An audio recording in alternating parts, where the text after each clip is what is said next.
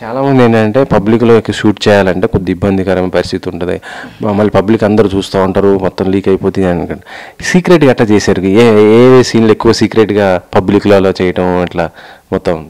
నిమ్మాయిష్లో ఎగ్జిబిషన్లో తీసింది అయితే సీక్రెట్గానే తీసాం. అంటే అంత క్రౌడ్ ఉన్నా కొంచెం హిడ్ అండ్ షాట్లా గొరిల్లా షాట్స్ మేకింగ్ చేసాం. అండ్ ఆల్సో బెంగళూరు కూడా అట్లనే షూట్ చేసాం. సో అంటే మౌలి శివాని కొంచెం అప్పుడు లిమిటెడ్ ఫెమిలియర్ కాబట్టి so easy to shoot on live location అనిపించింది.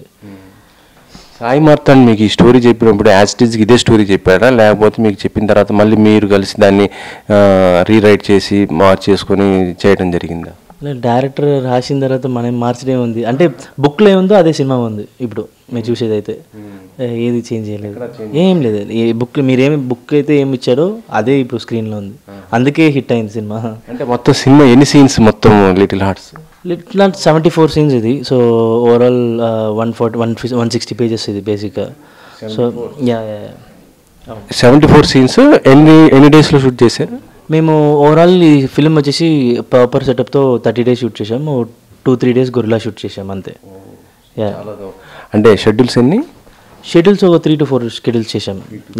అవును.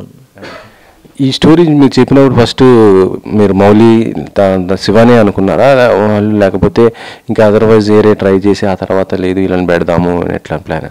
ఇలా ప్రాపర్గా ఎవరిని చూడకుండా చూసిన ఫస్ట్ మౌలి ఆల్రెడీ ఫిక్స్ అయ్యాడు కాబట్టి శివాని ఆటోమేటిక్ ఫిక్స్ అయింది. ప్రాపర్గా అన్ని క్రూ క్యాస్ట్ అందరూ వన్ టైంలో సెట్ అయింది. కానీ ఇంత తక్కువ బడ్జెట్లో చేశారంటే అసలు ఎవరు నమ్మట్లే, ఇండస్ట్రీ కూడా నమ్మట్లేదు. మంచి క్వాలిటీ ఉంది, క్వాంటిటీ క్వాలిటీ ఎక్సలెంట్. అసలు ఎట్లా ఈ ప్లానింగ్ ఎట్లా మీ? ఎందుకంటే సినిమాటోగ్రఫీ అంటే మీకు బ్యాక్గ్రౌండ్ కావాలంటే కొంత రిచ్ లుక్ ఉండాలి, ఇట్లా ఆలోచిస్తుంటారు, లేదా ఆ స్టోరీ సీన్కి తగ్గట్టుగా ఉండాలి అనేసి ఇప్పుడు ప్లాన్తో ఉంటుంటారు కదా. సో ఎట్లా అనిపించింది ఇంత తక్కువలోనే అంత ఎట్లా?